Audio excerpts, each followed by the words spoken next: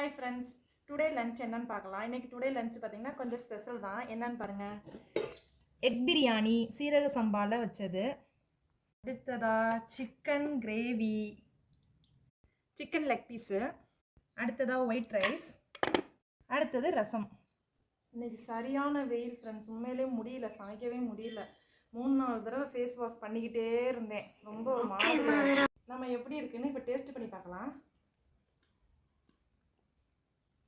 கொஞ்சமாக கறியை பிச்சு இதை வச்சு சூப்பராக இருக்குது ஃப்ரெண்ட்ஸ்.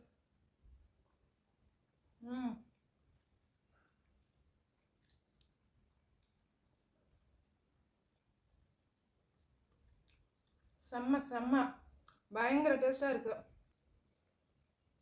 நீங்களும் வாங்க சாப்பிடலாம்.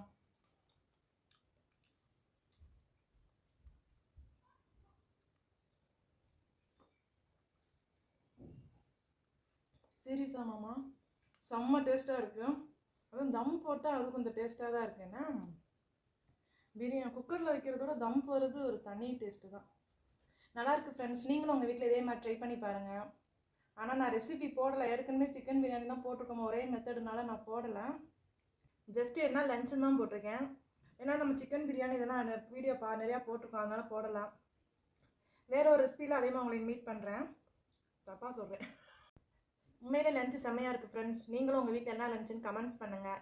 இந்த ரெசிபி வீடியோ உங்களுக்கு பிடிச்சிருந்ததுன்னா லைக் பண்ணுங்கள், ஷேர் பண்ணுங்கள், கமெண்ட் பண்ணுங்கள், சப்ஸ்கிரைப் பண்ணுங்கள். மறக்காமல் பக்கத்தில் உள்ள பெல் ஐக்கனை கிளிக் பண்ணுங்கள். பாய்.